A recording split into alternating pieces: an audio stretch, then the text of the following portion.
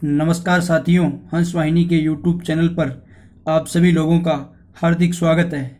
साथियों, अपन नवीनतम समसामयिकी की इस कक्षा में आज बड़े ही महत्वपूर्ण हमारे जो ज्वलंत मुद्दे हैं उन पर चर्चा करने वाले हैं। साथियों, तो शुरू करते हैं आज अपना प्रश्नोत्तर का सिलसिला।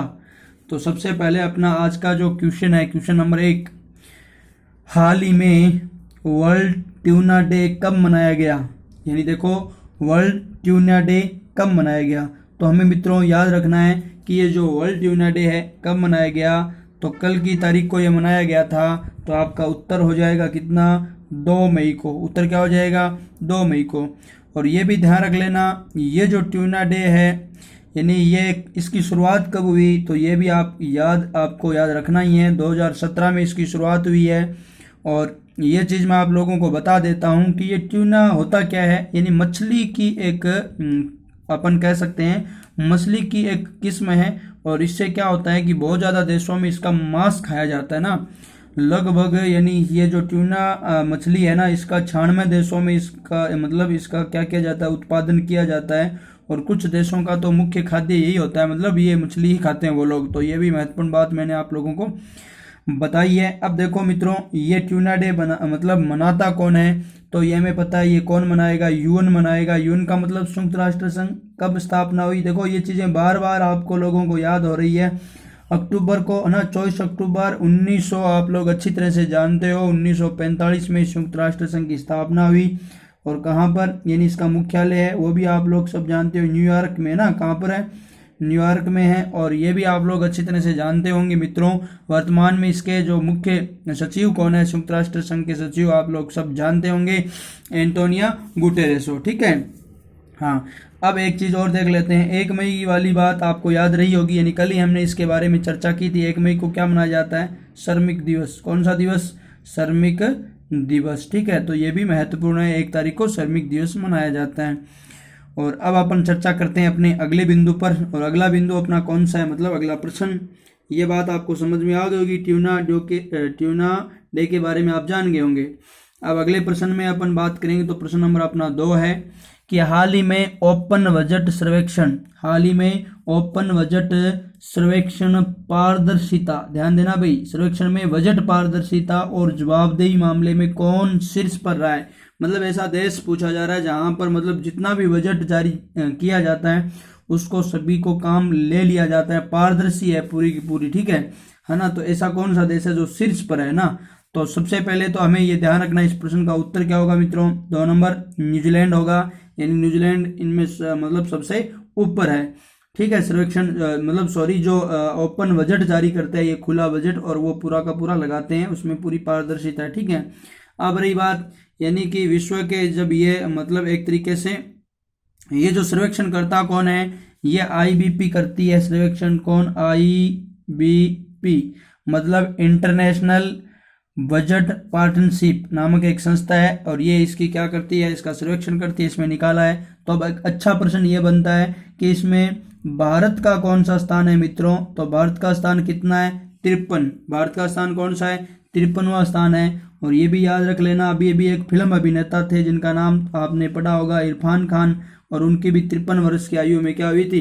मृत्यु हुई थी, निधन हुआ था। तो वो भी आप लोग याद रखना। ठीक है, हाँ। तो अब अपन और बात कर लेते हैं न्यूजीलैंड की। साथियों, न्यूजीलैंड की बात आई है तो ये जानते होंगे आप लोग, न्यूजीलैंड की जो राजधानी है वो कौन सी है? वेलिंगटन है। ठीक है। और जब अब आप लोगों को ये कहते हैं कि भाई आपने राजधानी तो बता दी न्यूजीलैंड की, वेलिंगटन, अब आपसे पूछ ले इसकी करेंसी कौन है?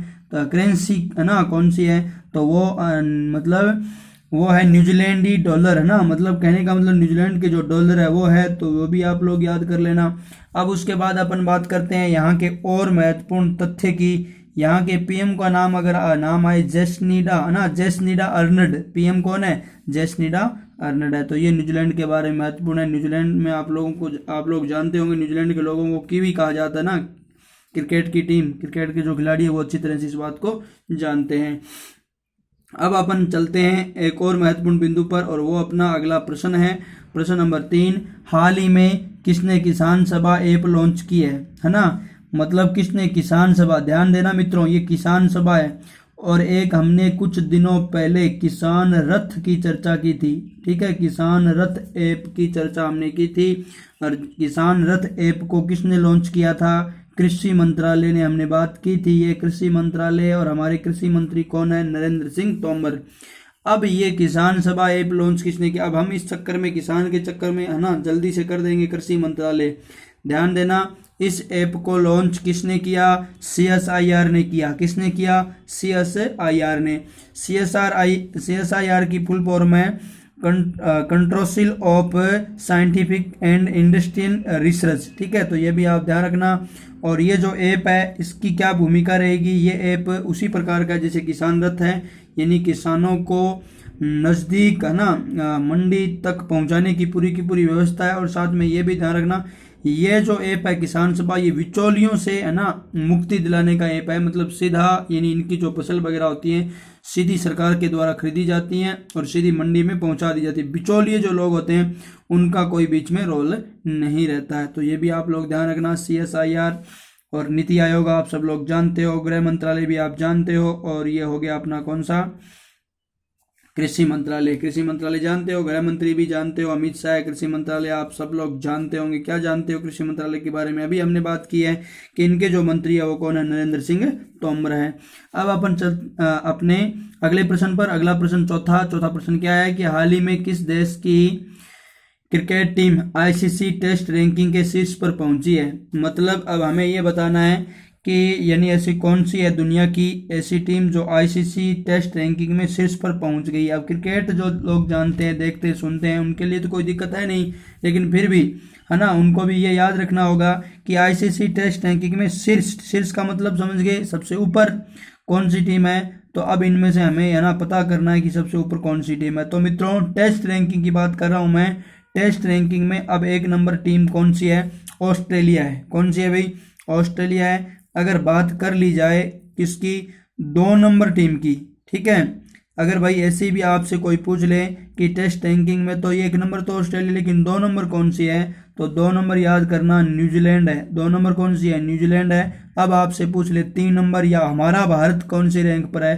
तो भारत कितने रैंक पर है? 3 नंबर रैंक पर। किसमें? टेस्ट क्रिकेट में। किसमें भाई? टेस्ट की बात हो रही है। अगर आप लोगों को वनडे पूछ ले, है ना, वनडे, यानी वनडे में कौन सी है 1 नंबर पर? तो वनडे में अगर अपन 1 नंबर की बात करेंगे तो इंग्लैंड है। कौन है?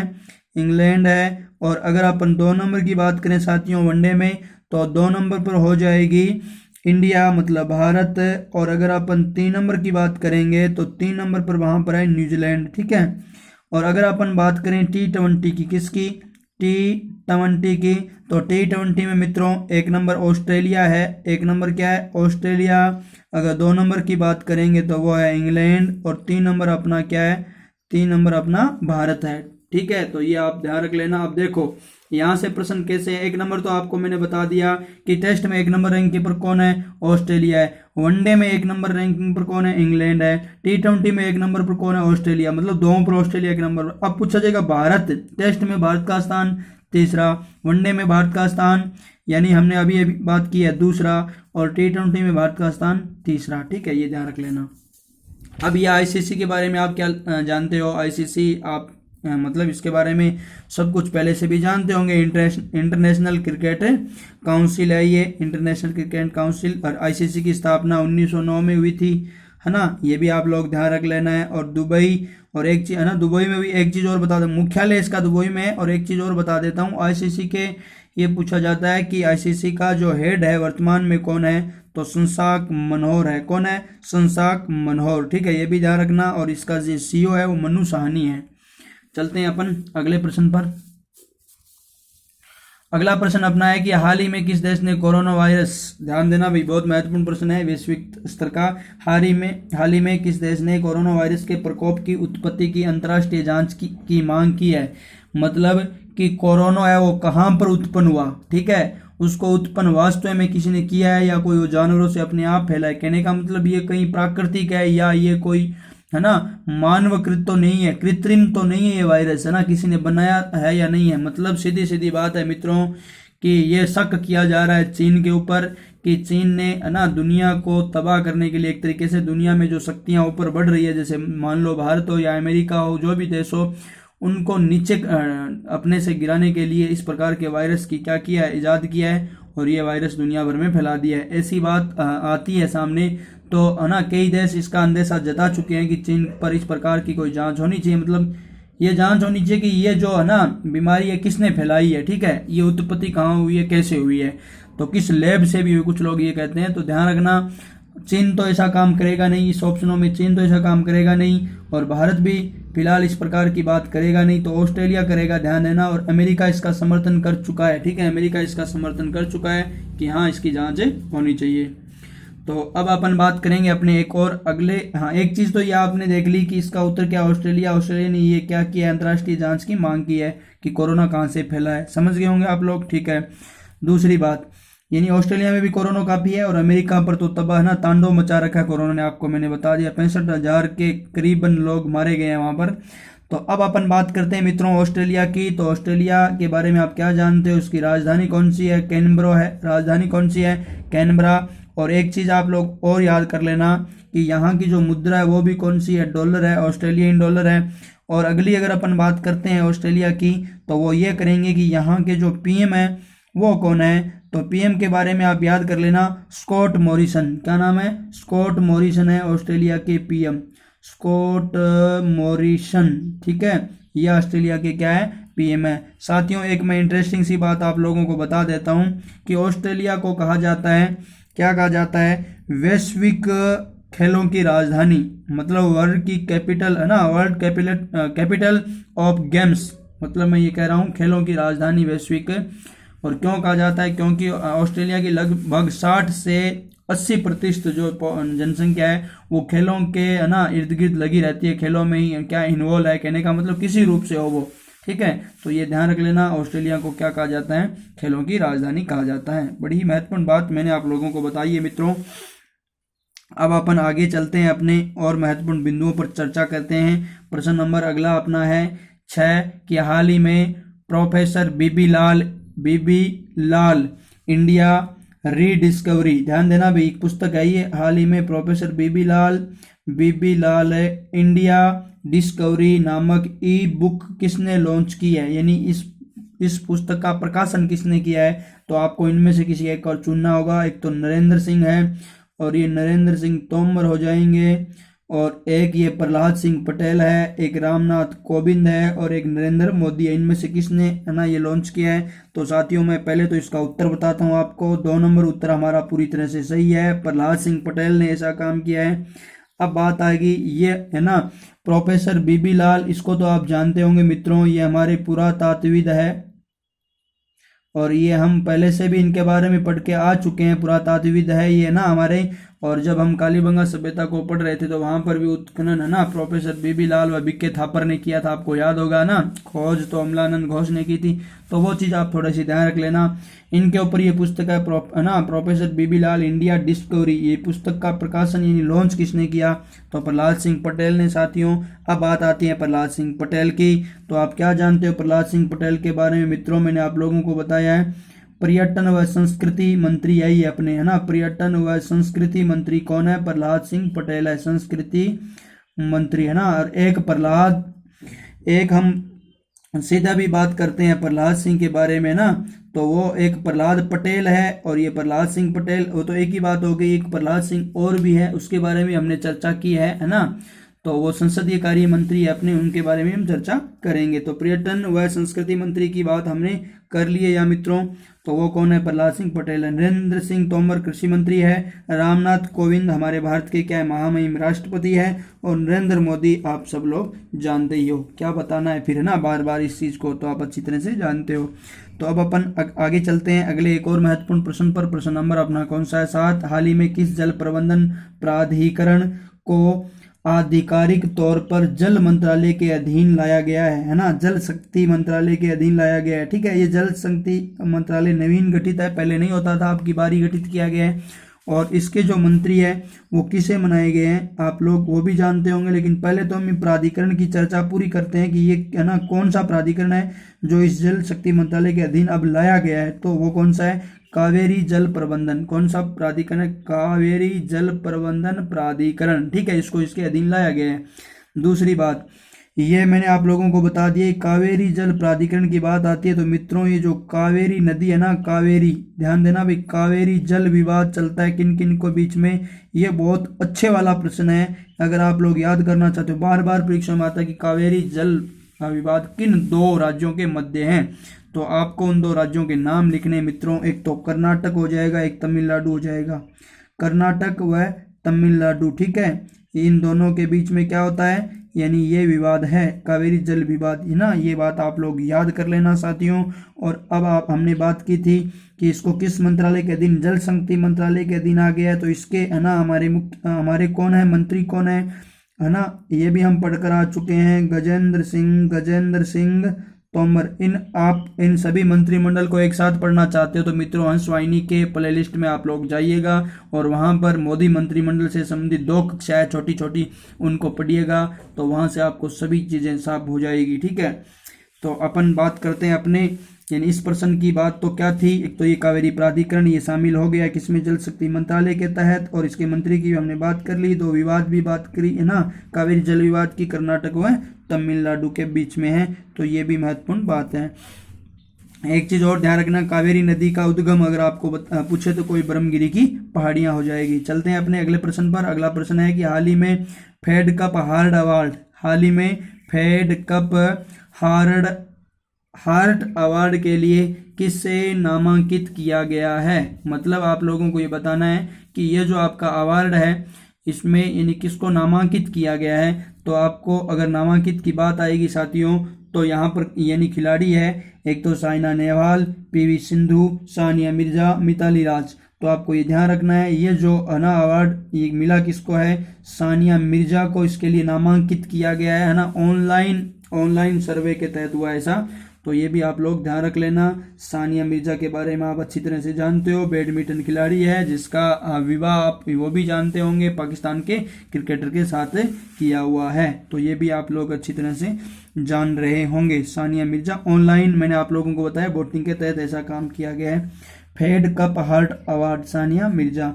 और मिताली राज को तो आप अच्छी तरह से जानते होंगे, पूर्व भारतीय क्रिकेट कप्तान, अब भी है क्रिकेट वनडे टीम की कप्तान है, ये वनडे टीम की कप्तान है ना, ध्यान रख लेना। T20 की उधर हरमनप्रीत कौर आप वो भी जानते होंगे। तो अब अगले प्रश्न पर चलते हैं। हाल ही में मुफ्त स्वास्थ्य बीमा प्रदान करने वाला पहला राज्य कौन बना है। तो बहुत महत्वपूर्ण प्रश्न है कि हाल ही में मुफ्त स्वास्थ्य है ना, मुफ्त स्वास्थ्य बीमा प्रदान करने वाला पहला राज्य कौन सा बना है अपने भारत देश का। तो राजस्थान नहीं है, दिल्ली भी नहीं है मित्रों, महाराष्ट्र है। तो ये भी ध्यान रख लेना।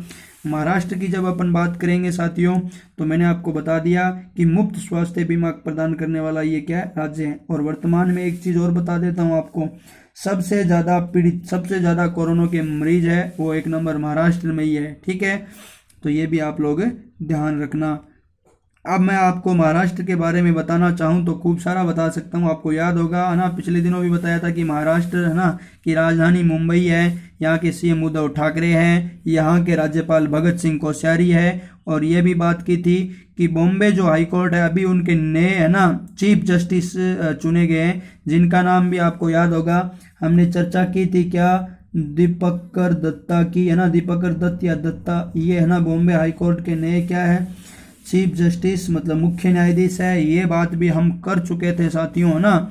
और एक चीज आप ये भी ध्यान रख लेना, जब महाराष्ट्र के नेशनल पार्क की बात आए तो कौन कौन से है, संजय गांधी नेशनल पार्क और एक गुगुमुल है ना, एक नवेगाम, ये नेशनल पार्क है मित्रों। संजय गांधी का नाम आता है तो आपके दिमाग में कुछ और भी आ रहा होगा, संजय गांधी, ध्यान देना। जब संजय आ जाए, सीधा संजय आ जाए, क्या आ जाए, जब सीधा संजय है ना, संजय नेशनल पार्क, तो हमने बात कर रखी है कहाँ पर, एमपी की, है ना, मध्य प्रदेश में है। और कल कई बच्चों ने इस प्रश्न का ना मतलब इतना अच्छा उत्तर दिया, इतने अच्छे एक्सप्लेन करके वहां पर नीचे लिख दिया सब का सब। बिल्कुल मित्रों, ये आपकी पहल जबरदस्त है और एक पूरे के पूरे राज्य का रिवीजन भी हो जाता है, ठीक है। तो ये संजय नेशनल पार्क एमपी में साथियों। और संजय गांधी की बात करेंगे तो ये अपने कहाँ हो जाएंगे, महाराष्ट्र में एक नवे गांव और है, मैंने आपको बताया गुग्गुमुल, और ये नेशनल पार्क है। अब अगले अगर प्रश्न की अपन चर्चा करें तो वो भी बहुत जरूरी है। अगला प्रश्न अपना कौन सा है कि एमएसएमई मंत्रालय के सचिव का कार्यभार किसने संभाला है। एमएसएमई मंत्रालय है ना, ये अपने हो जाएंगे माइक्रो स्मॉल है ना और मीडियम एंटरप्राइज, मतलब अपन ये कह सकते हैं सूक्ष्म व लघु है ना, सूक्ष्म लघु व मध्यम, सूक्ष्म लघु व मध्यम उद्योग मंत्रालय के सचिव के कार्यभार किसने संभाला है। तो मित्रों इस प्रश्न का उत्तर होगा अरविंद कुमार शर्मा। क्या होगा, अरविंद कुमार शर्मा। और जब अपन बात करेंगे अरविंद कुमार शर्मा की तो आप लोगों को यह भी ध्यान रख लेना है, यहाँ मैं साथ साथ में एक चीज और बता देता हूँ, एमएसएमई मंत्रालय के मंत्री कौन है, ये पास में लिख रखे हैं, नितिन जयराम गडकरी है मित्रों। और ये जो नितिन गडकरी है ना, ये सड़क व परिवहन राजमार्ग मंत्री भी है, तो ये भी आप लोगों को याद करना है। और साथ साथ में अब मैं एक चीज और बताता हूँ, अन्य ऑप्शन की बात करें, गिरधन अरमने है ना, ये गिरधन अरमने ये इस सड़क परिवहन है ना मंत्रालय के सचिव है। ये किसके सचिव है, सड़क ना, सड़क जो परिवहन मंत्रालय है उसके सचिव है ये, ठीक है ना, सचिव है। और सचिव का मतलब तो आप समझ गए होंगे मित्रों, क्योंकि ये जो मंत्री होते हैं ना, ये किसी प्रशासकीय व्यक्ति से अपना कार्यभार करवाते हैं, काम करवाते हैं, तो उनके मतलब एक तरीके से उनके अधीन होता है। और ये प्रशासकीय ढांचा होता है जिसमें बड़े बड़े ना आईएएस जो ऑफिसर होते हैं ना, उनको ये नियुक्त किए जाते हैं सचिव के रूप में, और वही एक तरीके से उनका जिम्मा संभालते हैं। काम उनके निर्देशन में होता है लेकिन करते ये हैं। और अब जब अगर अपन बात करें अजय भूषण की साथियों, तो अजय भूषण के बारे में क्या जानते हो, ये वित्त मंत्रालय के सचिव है ना, किसके, वित्त मंत्रालय के सचिव है। और वित्त मंत्रालय की मंत्री आप लोग जानते होंगे वो कौन है, अपनी रक्षा मंत्री हाली नारी शक्ति है जिनको आप जानते होंगे कौन है, निर्मला सीतारमन। और राज्य मंत्री है अनुराग ठाकुर, वित्त राज्य मंत्री। तो ये हमने आज की कक्षा बड़ी ही महत्वपूर्ण तरीके से संपन्न की है मित्रों। बहुत कुछ हम पढ़ते हैं इन प्रश्नों के माध्यम से, देश दुनिया राज्य पॉलिटिकल सांस्कृतिक जितनी भी बातें हैं उन सभी लोगों को हम क्या कर रहे हैं, कवर करते जा रहे हैं। अब अब बारी आज के सवाल की मित्रों, तो आज के सवाल की बारी आती है। तो आपके लिए एक बहुत अच्छा सा सवाल है, सुल्तानपुरा राष्ट्रीय पार्क, सुल्तानपुरा नेशनल गार्डन यानी नेशनल पार्क है, ये है कहाँ पर, तो आपको बताना है किस राज्य में स्थित है। इन राज्य में से किसी एक में है, पंजाब में हो सकता है ना, आपको उत्तर देना है। आंध्र प्रदेश में है या नहीं है, केरल में है या नहीं है, हरियाणा में है नहीं, आपको उत्तर देना है। और उत्तर देकर के जितनी भी जानकारी आप उस राज्य के बारे में जानते हो लिख डालना साथियों, और पूरा का पूरा पुनः भ्रमण भी हो जाएगा आपको ना, और आपको याद भी हो जाएगा। जबरदस्त चीज है, जो लोग है ना मोस्टली लिख रहे हैं, मैं उन लोगों को कहना चाहता हूं कि वास्तव में वो अच्छा कर रहे हैं। और जितना भी आप उस चीज के बारे में एक बार लिख दोगे, मान लेना आप अपने दिमाग में लिख रहे हो, ठीक है, मैं तो केवल एक निमित्त कारण मात्र हूं, मेरे कहने से नहीं, अपने कहने से खुद आप लिख दोगे तो मुझे लगता है आपको याद हो जाएगा साथियों। आज की कक्षा को मैं यहीं पर क्या करूंगा, अब संपन्न करूंगा साथियों। जय हिंद, जय भारत, वंदे मातरम।